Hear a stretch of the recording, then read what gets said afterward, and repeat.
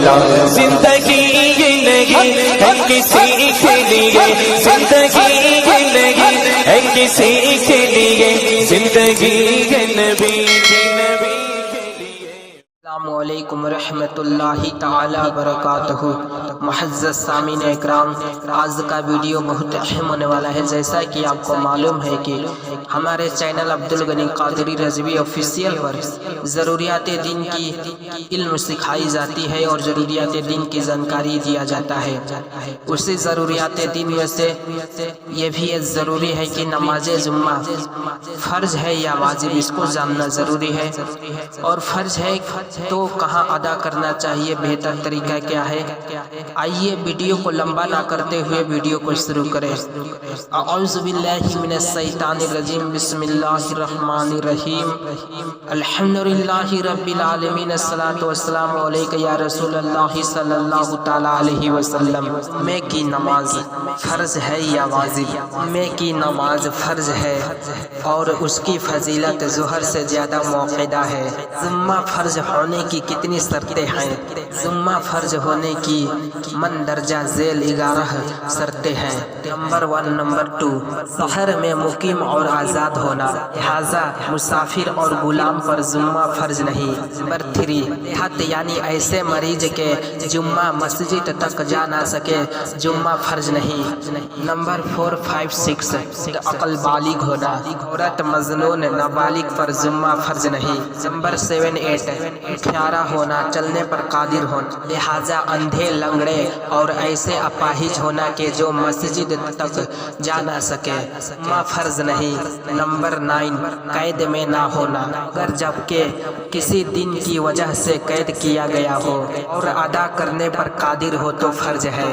10، حاکم یا چور وغیرہ کسی ظالم کا خوف نہ ہونا۔ نمبر 11، بارش یا آندھی وغیرہ اس قدر نہ ہونا کہ نقصان کا کوئی اندیشہ ہو، جن لوگوں پر جمعہ فرض نہیں، اگر وہ لوگ جمعے میں شریک ہو جائیں گے تو ان کی نماز ہوگی یا نہیں؟ ہو جائے گی، یعنی ظہر کی نماز ان کے ذمہ سخت ہو جائے گی۔ جمعہ جائز ہونے کے لیے کتنی شرطیں ہیں؟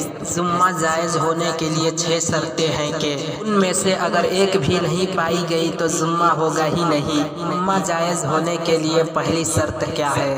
جمعہ جائز ہونے کی پہلی شرط مصر یا فنائے مصر ہونا ہے۔ مصر اور فنائے مصر کسے کہتے ہیں؟ مصر وہ جگہ ہے کہ جس میں گلی کوچے اور بازار ہو، اور وہ ضلع یا متحصل ہو کہ اس کے متعلق دیہات گنے جاتے ہو، اور مصر کے آس پاس کی جگہ جو مصر کے مصلحتوں کے لیے ہو اسے فنائے مصر کہتے ہیں، جیسے اسٹیشن اور قبرستان وغیرہ۔ کیا گاؤں میں جمعہ کی نماز پڑھنا جائز نہیں ہے؟ نہیں، گاؤں میں جمعے کی نماز پڑھنا جائز نہیں ہے، لیکن جہاں قائم کیا گیا ہو بند نہ کیا جائے کہ عوام جس طرح بھی اللہ و رسول کا نام لے غنیمت ہے۔ گاؤں میں جمعہ کی نماز پڑھنے سے اس دن کی ظہر کی نماز سخت ہو جاتی ہے یا نہیں؟ نہیں، گاؤں میں جمعے کی نماز پڑھنے سے اس دن کی ظہر کی نماز نہیں سخت ہوتی ہے۔ لوگ گاؤں میں جمعہ پڑھنے کے بعد 4 رکعت احتیاط الجوہر پڑھتے ہیں، کیا یہ صحیح ہے؟ نہیں، اس کے بجائے ظہر کے فرض 4 رکعت نماز پڑھنا ضروری ہے۔ اگر نہیں پڑھے گا تو گنہگار ہوگا۔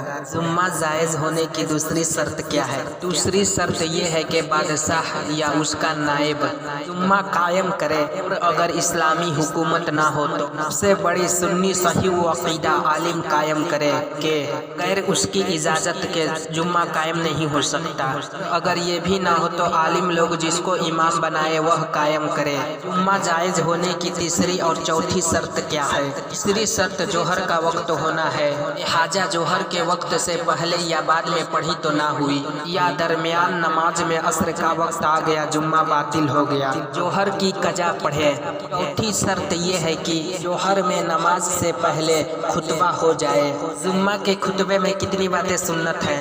19 یا 23 سنت ہے۔ خطبہ کا پاک ہونا، کھڑے ہو کر خطبہ پڑھنا، خطبہ سے پہلے خطبہ کا بیٹھنا، خطبہ کا منبر منبر پر ہونا اور سامعین کی طرف منہ، قبلہ کی طرف پیٹھ ہونا، حاضرین کو خطبہ کی طرف متوجہ ہونا یعنی غور سے سننا، خطبہ سے پہلے اعوذ باللہ آہستہ پڑھنا یعنی توج آہستہ پڑھنا، اتنی بلند آواز سے خطبہ پڑھنا کہ لوگ سنیں، الحمد سے شروع کرنا، اللہ تعالیٰ کا ثنا کرنا، اللہ تعالیٰ کی وحدانیت اور حضور صلی اللہ علیہ وسلم کی رسالت کی گواہی دینا اور حضور صلی اللہ علیہ وسلم پر درود شریف بھیجنا، کم سے کم ایک آیت کی تلاوت کرنا، پہلے خطبے میں وعظ نصیحت ہونا، دوسرے میں حمد ثنا شہادت اور درود کا اعادہ کرنا، دوسرے مسلمانوں کے لیے دعا کرنا، دونوں خطبوں کا ہونا، دونوں خطبوں کے درمیان 3 آیت کی مقدار بیٹھنا۔ اردو میں خطبہ پڑھنا کیسا ہے؟